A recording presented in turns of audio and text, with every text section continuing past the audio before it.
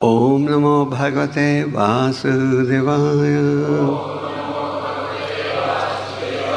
ओम नमो भगवते वासुदेवाय। ओम नमो भगवते वासुदेवाय। तो भगवत गीता के दूसरे अध्याय का एक श्लोक हम पढ़ेंगे। कर्मजं बुद्धियुक्ता हि फलं त्यक्त्वा मनीषिणः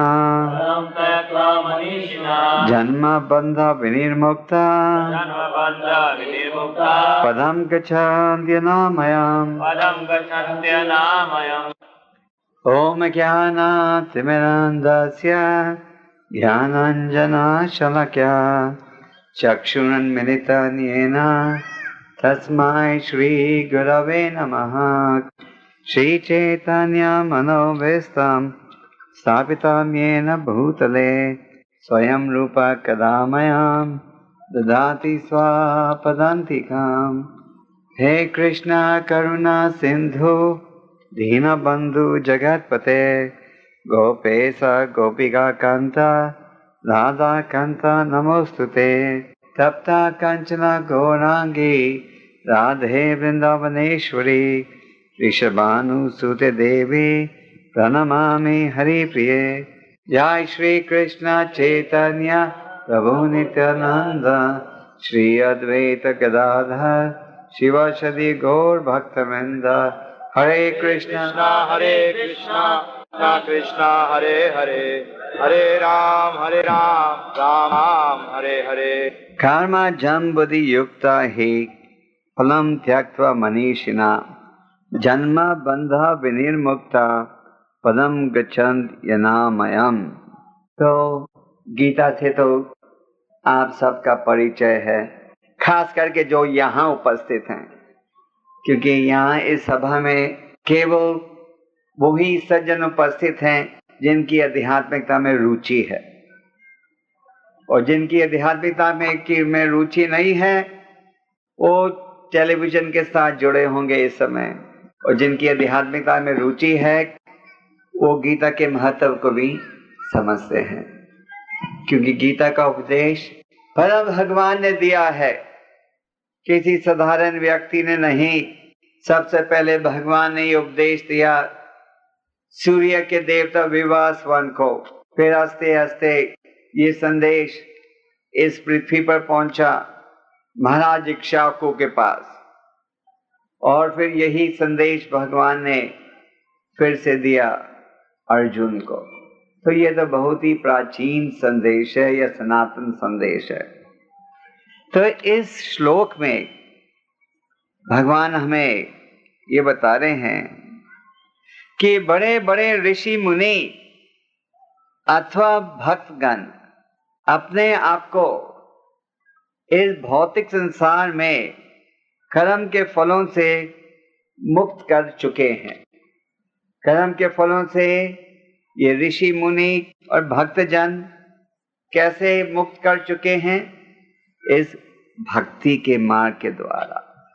भक्ति के मार्ग के द्वारा अनादि काल से भक्तजन और ऋषि मुनि अपने आप को मुक्त करते आए हैं, और जो व्यक्ति इस भगवत भक्ति के मार्ग को स्वीकार करे तो वो जन्म मृत्यु के चक्र से भी छुटकारा प्राप्त कर लेगा और भगवान के धाम में प्रवेश कर पाएगा।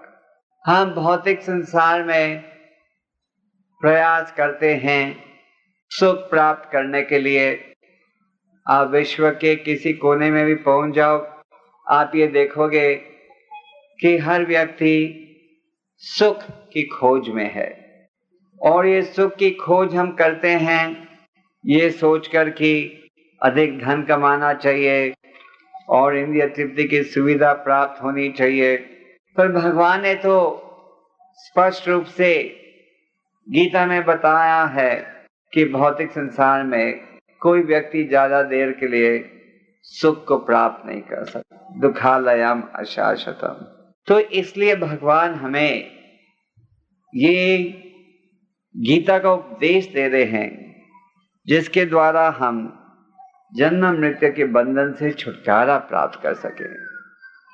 आज अगर आपके दिल्ली शहर में आप लोगों से पूछो कि आपकी क्या रुचि है जन्म मृत्यु के बंधन से छुटकारा प्राप्त करने के लिए, तो अक्सर आपको क्या मिलेगा जवाब? अरे आप तो मूर्ख हो, मृत्यु के बाद क्या होएगा किसने देखा है, किसे पता कल क्या होगा। आज की सोचो भाई, कल की क्या चिंता है। अगर आपको कल की चिंता नहीं है तो क्यों पैसा जोड़ते हो बैंक में? क्यों आप ऐसी जगह नौकरी चाहते हो जो आपको पेंशन मिले रिटायरमेंट में? क्यों आप बच्चों को शिक्षा देते हो कि बड़े होकर उनको अच्छी नौकरी मिले? बच्चे तो सब आज खेलना ही चाहते हैं, पर आप जबरदस्ती उन्हें भौतिक शिक्षा दिलवाते हो। तो ध्यान से देखा जाए तो भौतिक जीवन में हम भविष्य के बारे में सोचते हैं, पर हम भविष्य के बारे में सोचते हैं भौतिक दृष्टि से, हमें क्या मिलेगा। पर भगवान हम इस दृष्टि से नहीं देखते कि असली समस्या का हल कैसे करना है। जैसे कि अगर आपको फुंसी हो या फोड़ा आ गया हो आपके शरीर में जिसमें पस हो, तो अगर आप इस पस को निकालना चाहते हो तो आपको इस फोड़े को दबाना पड़ेगा। अगर आप ऊपर से फूको तो वो फोड़ा तो नहीं, पस तो नहीं जाएगी। तो उसी प्रकार अगर आपको असली खुशी चाहिए तो भगवान जो गीता में उपदेश दे रहे हैं उसका हमें लाभ उठाना चाहिए। तो भगवान कह रहे हैं ऋषि मुनि अथवा भक्तगण अपने आप को इस भौतिक संसार के कर्मों के फलों से, तो भौतिक संसार में जब आप कार्य करते हो तो उसका फल आपको भुगतना पड़ेगा। जो कार्य भी आप भगवान से स्वतंत्र करते हो उसका आपको कर्म अवश्य ही भुगतना पड़ेगा।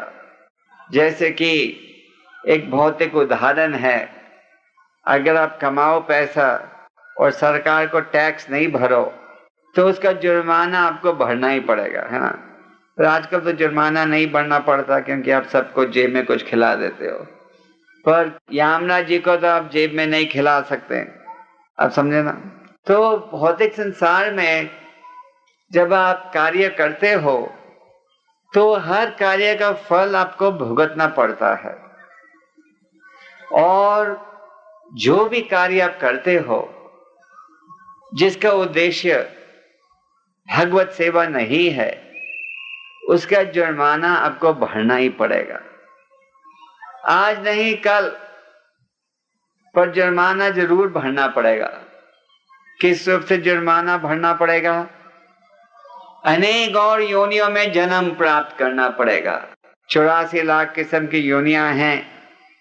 कभी आप बिरला के खानदान में जन्म ले लोगे, कभी कीड़े के, कभी कुत्ते बिल्ली के रूप में, बुरा नहीं मानना।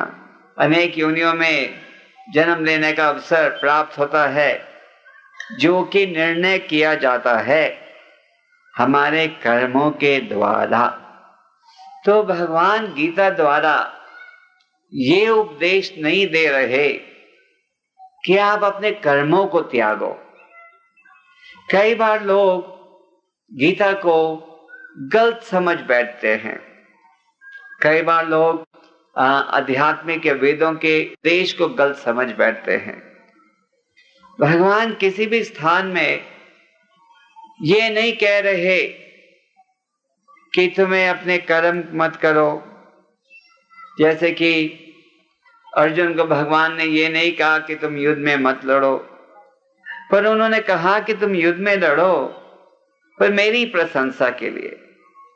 तो उसी प्रकार भगवत गीता द्वारा हमें ये ज्ञान प्राप्त होता है कि हमें कर्मों के फलों से मुक्त होना चाहिए। कर्माणि एवाधिकारस्ते मा फलेषु कदाचन। तुम कर्म करो पर फल मुझे अर्पण करो।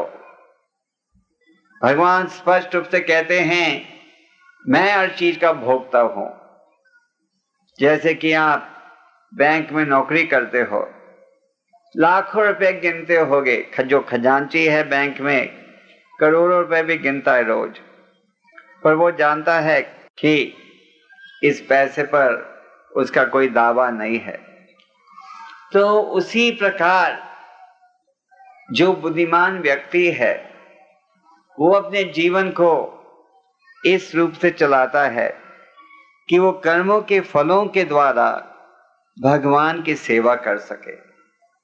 और इस श्लोक में भगवान कह रहे हैं कि जो व्यक्ति इस भावना के साथ जीवन का उपयोग करता है वो जन्म मृत्यु के चक्र से छूट जाता है। तो जैसे हम कह रहे थे, आज समाज में बहुत कम संख्या के लोग हैं जो कि जन्म मृत्यु के चक्र से छुटकारा प्राप्त करना चाहते हैं। बहुत ही कम, आप भी में गिन सकते हो, इतने कम व्यक्ति हैं। तो ये है समाज का दुर्भाग्य। 7 प्रकार के कष्ट, जन्म मरण बुढ़ापा बीमारी, ये तो हम सब देखते हैं। रोज देखते हैं शमशान घाट में कोई जा रहा है। युधिष्ठिर महाराज जी ने तो कहा कि हर पलक में हजारों व्यक्ति मृत्यु की गोद में जा रहे हैं, मृत्यु की तरफ पहुंच रहे हैं, पर हम सोचते हैं कि हमें शायद वहां नहीं पहुंचना पड़े। तो ये है हमारा दुर्भाग्य। तो अज्ञानता के कारण, जैसे कि प्रभुपाद जी ने इस श्लोक के तात्पर्य में समझाया है कि अज्ञानता के कारण हम ये भूल जाते हैं कि हर कदम में खतरा है। पदम पदम याद विपदाम ने तशे तनातेशम, हर कदम पर खतरा है, ये हम भूल जाते हैं। जब कोई दुर्घटना बीत जाती है तो हम क्या कहते हैं, अचानक ही बेचारे का देहांत हो गया, अचानक ही वो घायल हो गया, अचानक ही एक्सीडेंट हो गया। हम अचानक शब्द का क्यों उपयोग करते हैं? क्योंकि हम सोच बैठते हैं कि कोई दुर्घटना नहीं बीतनी चाहिए 70, 80, 90 साल से पहले, और हम ये भूल जाते हैं कि कदम कदम पर खतरा है। तो इसलिए भगवान हमें ये उपदेश दे रहे हैं जिसके द्वारा हम जन्म मृत्यु के चक्र से छुटकारा प्राप्त करें। यही उपदेश हमें ना ही केवल भगवत गीता में प्राप्त हो रहा है, पर यही उपदेश हमें श्रीमद् भागवत में भी प्राप्त होता है। जैसे कि ऐसे तो श्रीमद् भागवत में अनेक भक्तों की कथाएं हैं, जिनमें से एक बड़ी सुंदर कथा है प्रहलाद महाराज की। प्रहलाद महाराज कोई साधारण बच्चे नहीं थे, उन्हें हमारे शास्त्रों में धर्म का अधिकारी या महाजन माना जाता है। स्वयंभू नरादा शंभु कौमारा कपिलो मनु प्रहलादो जनको भीष्मो बलि वही सखीर वयम। शास्त्रों में कहा गया है कि 12 महाजन हैं जिनके द्वारा हम धार्मिक शिक्षा पालन स्वीकार कर सकते हैं। तो प्रहलाद महाराज का तो एक भाग्य यह था कि जब वो अपनी माता के गर्भ में थे तो उन्हें यह दिव्य ज्ञान नारद मुनि जी के द्वारा प्राप्त हुआ। तो ये था उनका भाग्य, क्योंकि उनके पिता दुष्ट बुद्धि के थे, हिरण्यकाशिपु। पर दुष्ट बुद्धि के होते हुए में हिरण्यकाशिपु में एक गुण ये था कि उन्हें ये पता था कि अगर उन्हें कोई शक्ति भी चाहिए, उनकी क्या भावना थी कि वो मरे नहीं। तो उन्हें तपस्या उठानी पड़ेगी। तो हिरण्यकशिपु तपस्या उठाने गए थे जब प्रहलाद अपनी माता के गर्भ में थे, और जो अनेक देवता थे, इंद्र वगैरह, वो बड़े निराश हो गए थे हिरण्यकशिपु की कार्य के द्वारा, क्योंकि हिरण्यकशिपु ने अपनी तपस्या के द्वारा बहुत शक्ति प्राप्त कर ली थी। तपस्या के द्वारा आप शक्ति अच्छे कार्यों के लिए भी प्राप्त कर सकते हो और गलत कार्यों के लिए भी। तो जैसे हमारे आजकल के विज्ञानी हैं, आजकल के जो विज्ञानी हैं बहुत मेहनत करते हैं, दिन रात एक करके काम करते हैं, क्या बनाने के लिए? एटम बम, जिससे दुनिया का नुकसान हो। आज इतने हथियार बन गए हैं, है कि नहीं? आज आप इधर बैठे हो, बटन दबा दो और बम उधर जाएगा, है ना? आप लोग रोज अखबारों में पढ़ते हो, ये सब चीजों की बनाता कौन है? विज्ञानी। वही बड़े परिश्रम करके बनाते हैं और उसका उपयोग होता है गलत काम के लिए। तो मेरा कहने का मतलब था कि हम तपस्या का उपयोग अच्छे काम के लिए भी कर सकते हैं, गलत काम के लिए भी। तो हिरण्यकशिपु की बुद्धि ये थी कि सारे देवता सब मेरे वश में आ जाएं और मुझे मृत्यु के सामने भी कभी झुकना नहीं पड़े। तो देवता बहुत ही दुखी थे हिरण्यकशिपु से, और जब उन्होंने देखा कि प्रहलाद अपनी माता के गर्भ में है और हिरण्यकशिपु वहां नहीं है, तो एक दिन वो प्रहलाद की मां को घसीट कर ले जा रहे थे इस विचार के साथ कि जैसे ये बच्चा पैदा होगा हम उसको मार देंगे। कहते हैं ना अंग्रेजी में, लाइक फादर लाइक सन, जैसा बाप वैसा बेटा। तो वो उन्होंने सोचा, एक हिरण्यकशिपु ने नाक में दम कर दिया है, अभी दूसरा पैदा हो जाएगा, फिर तो बिल्कुल ही जीना असंभव हो जाएगा।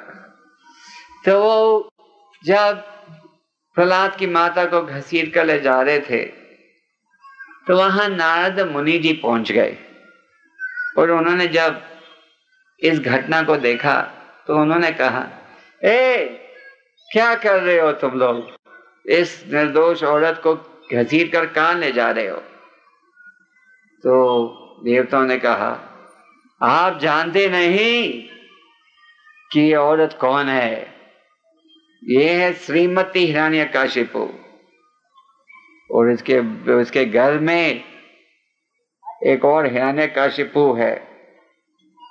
तो नारद मुनि जी ने कहा, छोड़ दो, चिंता मत करो, इस औरत के घर में एक महान संत है।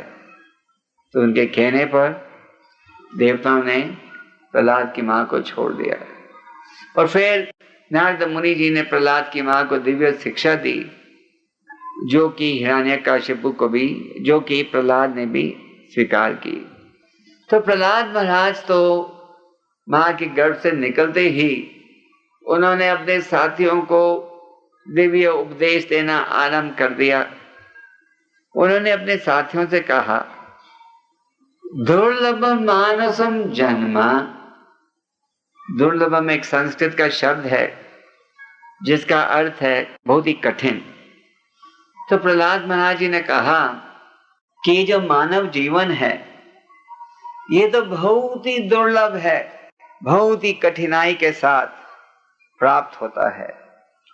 तो हमें इस मानव जीवन का दुरुपयोग नहीं करना चाहिए, पर इसका उपयोग करना चाहिए जन्म मृत्यु के चक्र से छुटकारा प्राप्त करने के लिए। तो प्रहलाद महाराज जी ने कहा, अरे भाई, तुम इतना प्रयास परिश्रम क्यों करते हो सुख को प्राप्त करने के लिए? जैसे आज आप देखते हो समाज में सब सुबह से रात तक व्यस्त हैं, किस लिए? धन कमाने के लिए, है ना? कई बार आप अपने मित्रों को निमंत्रण देते हो आपके भजनों के प्रोग्राम में, वो क्या कहते हैं? आई एम वेरी बिजी, मैं बहुत ही व्यस्त हूं।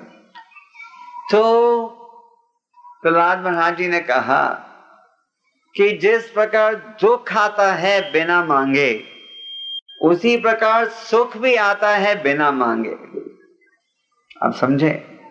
उन्होंने कहा कि जिस प्रकार दुख की तो कोई भीख नहीं मांगता। आप तो भगवान से यही प्रार्थना करते हो हमें सुख मिले। हाँ, पर आप चाहे प्रार्थना करो तो भी दुख तो भुगतना ही पड़ेगा। तो प्रहलाद महाराज जी ने कहा कि जिस प्रकार आपको दुख प्राप्त होता है बिना मांगे, उसी प्रकार जितना सुख आपके कोटा में है उतना ही आपको मिलेगा, उससे ज्यादा एक बूंद भी नहीं मिलेगा, एक बूंद भी नहीं। आप अगर सोचते हो एक बाल्टी ज्यादा मिल जाएगी तो गलत है। एक बूंद ज्यादा भी नहीं मिलेगा, जितना आपके कर्म के अनुसार निर्णय है। तो उन्होंने कहा, प्रहलाद महाराज जी ने, कि इस जीवन का विकार में उपयोग मत करो। जो सुख मिलना है वो मिलेगा ही।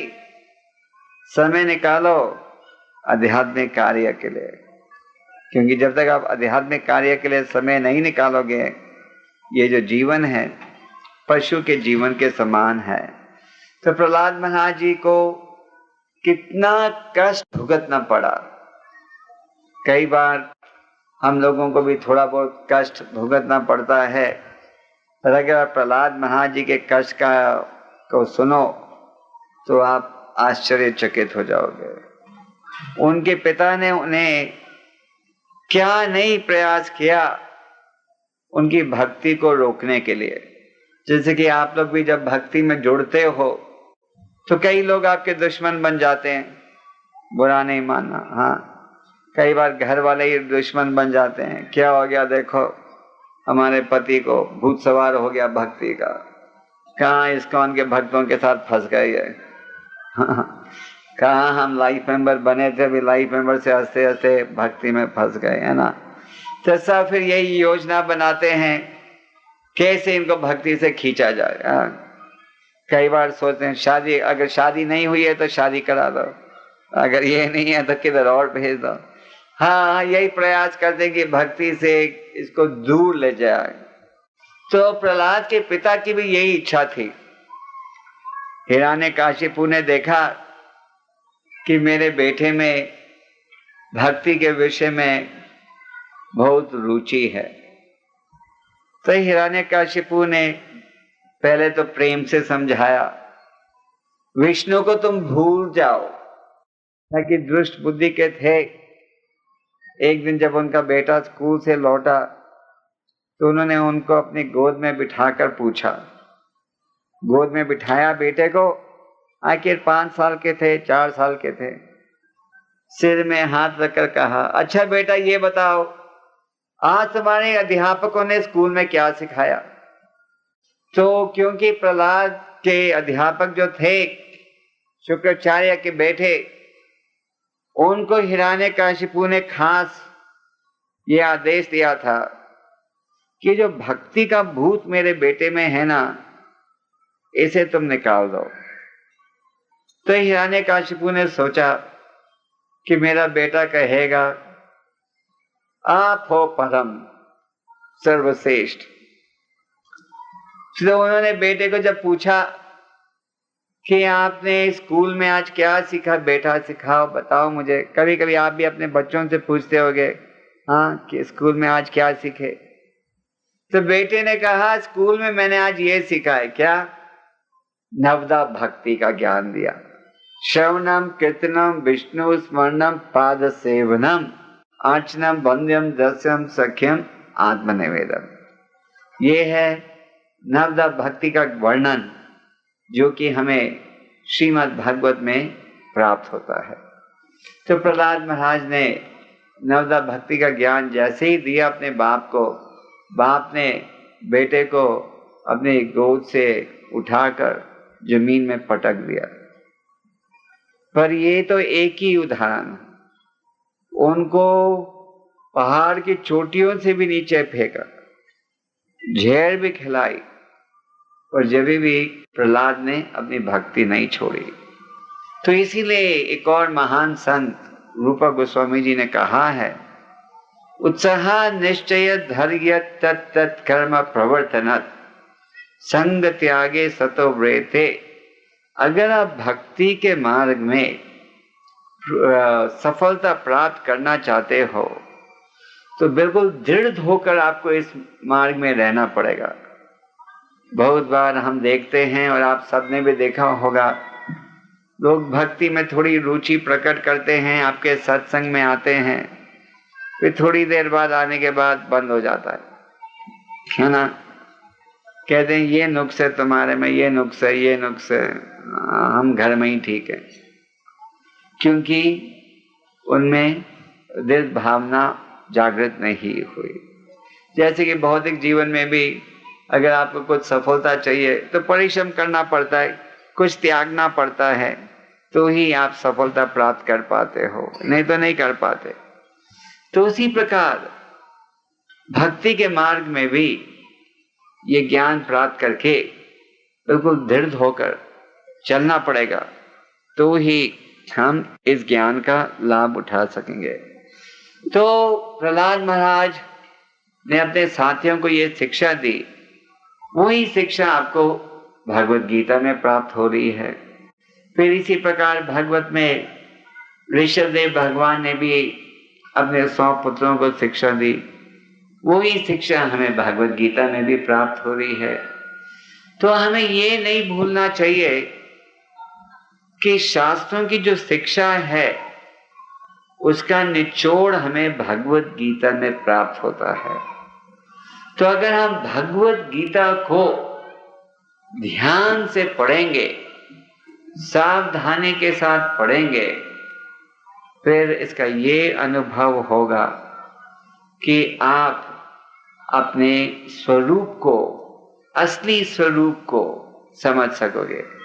जैसे कि आपको कभी सपना आ जाए कि आप करोड़पति बन गए, तो सपने में 2 मिनट के लिए आप करोड़पति रहते हो, उसके बाद जब जागते हो तो आप जानते हो तो सपना ही था।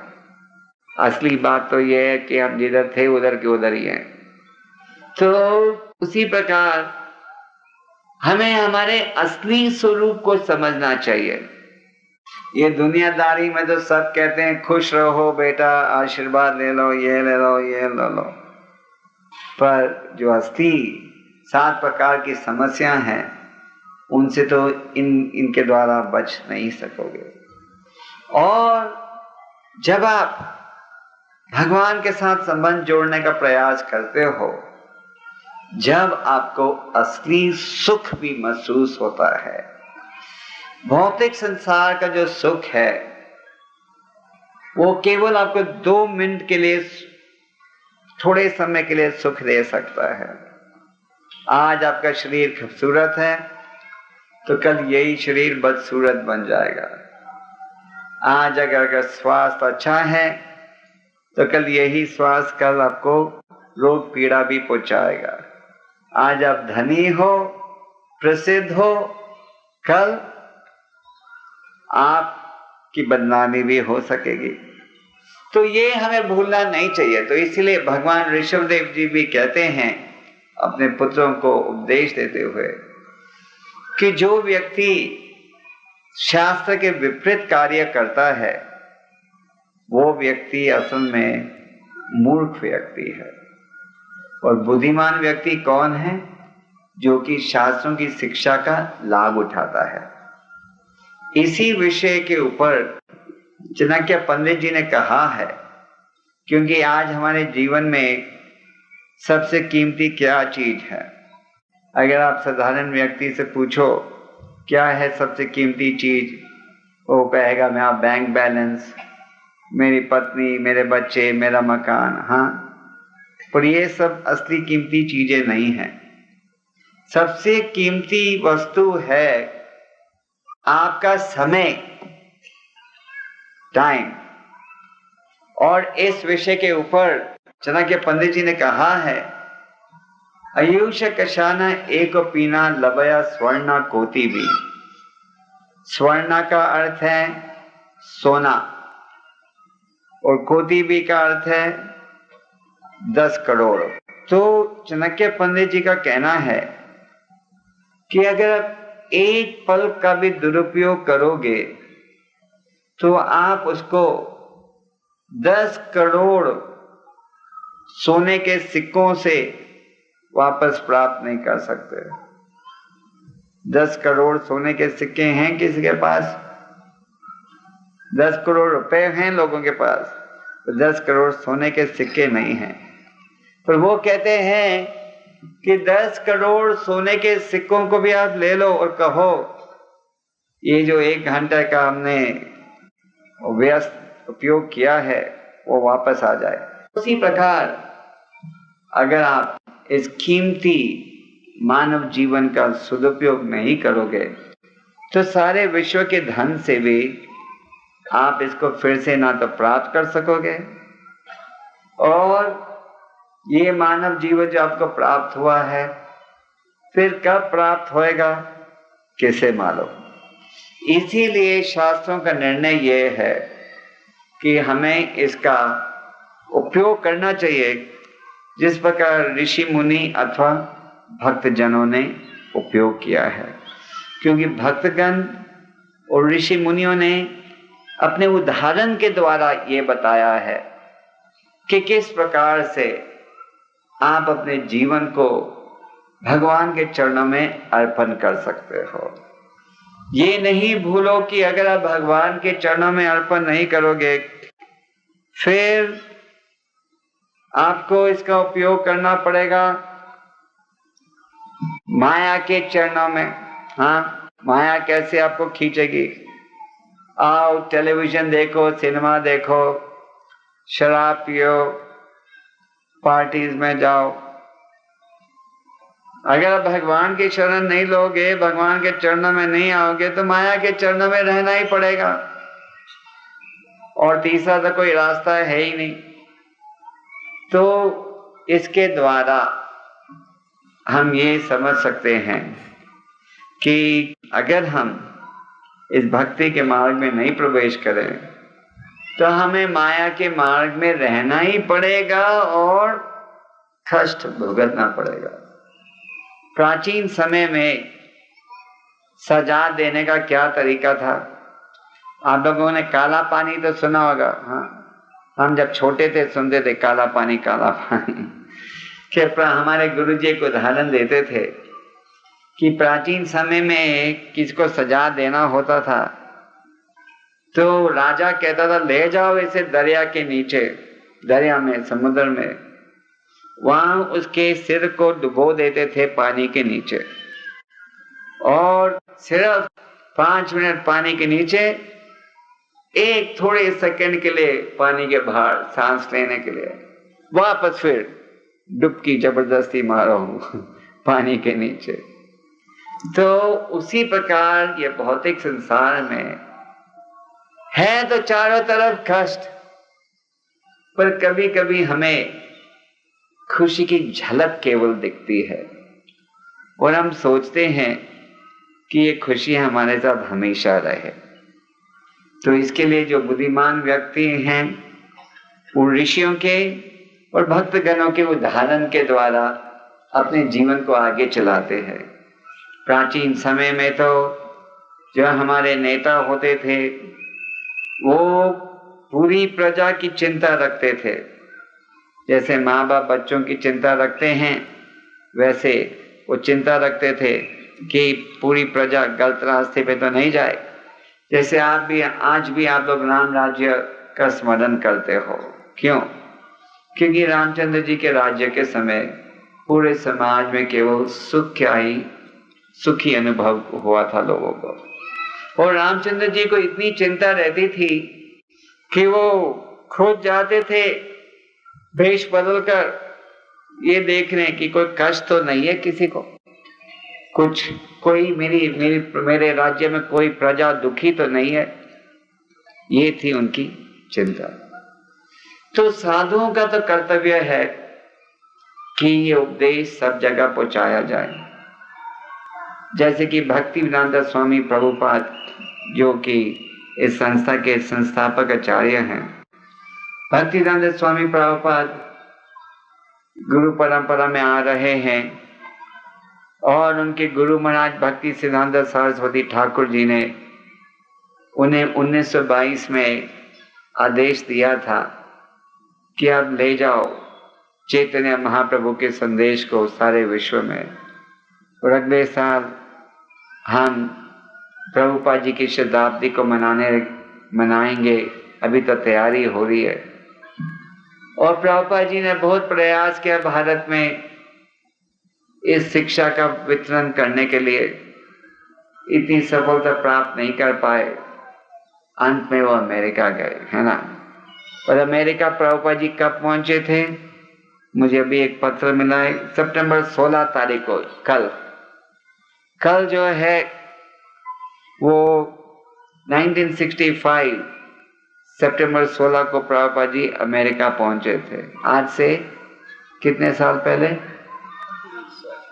30 साल पहले वो अमेरिका पहुंचे थे। क्या लेकर? ये चैतन्य महाप्रभु जी का उपदेश लेकर। और जब प्रभुपाद अमेरिका पहुंचे तो उन्होंने देखा अमेरिकन लोगों की स्थिति, सब भोग विलास शराब इत्यादि में रुचि ले रहे हैं। तो प्रभुपाद जी ने बॉस्टन में पहुंचकर एक प्रार्थना लिखी। प्रभुपाद जी, जैसे आप जानते हो, उन्होंने लगभग 100 ग्रंथों की रचना की और जब वो छोटे भी थे तो उनको लोग कवि बुलाते थे।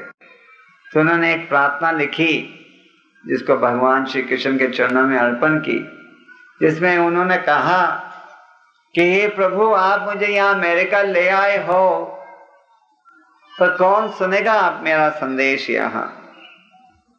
पर अगर आप चाहो तो मुझे निमित्त मात्र बना सकते हो आपके संदेश को यहाँ पहुँचाने के लिए। और क्योंकि उन्होंने भगवान के संदेश को यथारूप प्रस्तुत किया, भगवान ने उन्हें निमित्त मात्र बनाकर आज सारे विश्व में ये संदेश को पहुंचा दिया है। तो हमें ये नहीं सोचना चाहिए कि भगवद गीता का उपदेश आज इस आधुनिक युग में इसका कुछ प्रभाव नहीं रहेगा। आज सारे विश्व में हम देख रहे हैं कि लोग इसका उपयोग कर रहे हैं दुनिया के कोने कोने में। तो आप सब भक्तों से यही निवेदन है कि आप लोग भी इसका पूरा लाभ उठाओ, इस शिक्षा पर आधारित चलो।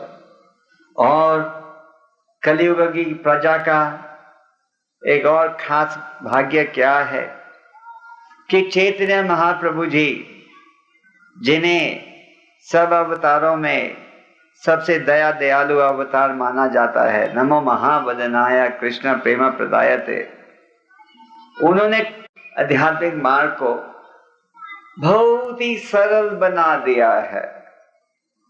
क्या करने की आवश्यकता है? हाँ, केवल हरे नाम का उच्चारण, बस। कोई बड़े बड़े संस्कृत के विद्वान बनने की आवश्यकता नहीं है, कोई धन की आवश्यकता नहीं है, कोई भौतिक शिक्षा की आवश्यकता नहीं है, कोई सिफारिश की आवश्यकता नहीं है। नहीं तो सिफारिश बगैर तो कुछ होता ही नहीं है ना। पर इसके लिए कोई सिफारिश भी नहीं चाहिए आपको। कोई व्यक्ति भी जो हरि नाम का उच्चारण करे उसे वो ही लाभ इस कलयुग में प्राप्त होगा जो कि उसे सतयुग में प्राप्त होता था, भगवान का चिंतन करके, जो कि उसे त्रेता युग में प्राप्त होता था बड़े बड़े यज्ञ करके, जो कि द्वापर युग में प्राप्त होता था महंगी महंगी भेंट को अर्पण करके। वही लाभ आपको कलयुग में प्राप्त हो सकता है ये हरे नाम के उच्चारण के द्वारा। इसीलिए हमारे वैदिक शास्त्रों में इस हरे नाम को महामंत्र के रूप में बताया गया है। महामंत्र, मंत्र तो है जिसके द्वारा मन में शांति आए, पर ये तो सब मंत्रों का राजा है। और केवल बहुनाम जन्मनमन्ते ज्ञानम मम प्रपद्यते वासुदेव सर्वमिति स महात्मा सुदुर्लभः। जो बहुत भाग्यवान व्यक्ति है, बहुत जन्म मृत्यु के पश्चात वो ही भगवान के शरणागत होता है। तो भगवान के प्रतिनिधियों का एक ही कर्तव्य है, आप सबके भाग्य को बढ़ाना। आपका क्या, आप हमें भाग्य बढ़ाना चाहते तो हमें लॉटरी की टिकट दो जो हम जीत जाएं। हाँ, असली भाग्य, असली धन तो ये है, ये हरि नाम और गीता का उपदेश। पर आप भक्तों से ये निवेदन है कि आप लोग बड़ी दृढ़ होकर इस शिक्षा को अपनाओ और दूसरों तक भी पहुंचाओ। भगवान कहते हैं सबसे प्रिय वो भक्त है जो मेरे इस दिव्य ज्ञान का उपयोग करता है और वितरण करता है। तो परम भगवान के शरणागत होना यह है जीवन का असली उपदेश। इसलिए चैतन्य महाप्रभु जी ने कहा है, एक हरि नाम का उच्चारण करो। सारे ग्रंथों में वही है, ग्रंथ साहिब पढ़ो, पूरे ग्रंथ साहिब में यही है, हरि का नाम, हरि का नाम, हरि का नाम। बाइबल पढ़ो, thou shall always chant the names of the Lord, तुम सदा भगवान का नाम लो। कुरान पढ़ो, उसमें भी इसी विषय पर बल दिया गया है। तो ये भगवान के नाम लेना, वैसे तो भगवान के अनेक नाम हैं, पर ये कृष्णा का नाम जो है सबसे मुख्य नाम है। हाँ, कहा गया है 1000 नाम विष्णु के आप लो तो उसको राम के एक बार नाम लेने के बराबर है, और राम का नाम 3 बार लो तो कृष्ण भगवान का एक बार नाम लेने के बराबर है। तो कृष्ण भगवान का एक बार नाम लेने में ही इतनी ताकत है जिसकी आप कल्पना भी नहीं कर सकते। तो हरे कृष्ण मंत्र को अपनाइए, ये प्रमाणिक है, अनादिकाल से इसका उपयोग लोग करते आए हैं। हरे कृष्ण मंत्र का अपनाइए, भगवत गीता का अध्ययन कीजिए और भक्तों की संगत का लाभ उठाइए। तो इस प्रकार आप में यह भावना जागृत होगी कि कर्मों के फलों को कैसे त्यागना और किस प्रकार भगवान के शरणागत होना। और यही प्रार्थना है आप सबसे कि आप इस आध्यात्मिक उत्साह को बढ़ाइए, डरिए मत। कई बार हम डर जाते हैं, आध्यात्मिक मार्ग में प्रवेश करते हैं, फिर हम क्या कहते हैं, और ज्यादा तेजी से नहीं जाना। बाकी जगह तो तेजी से जाना चाहते हैं, पर आध्यात्मिक मार्ग में हंसते हंसते।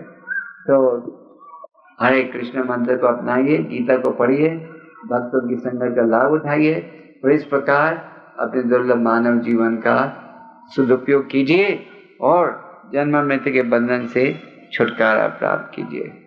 हरे कृष्ण।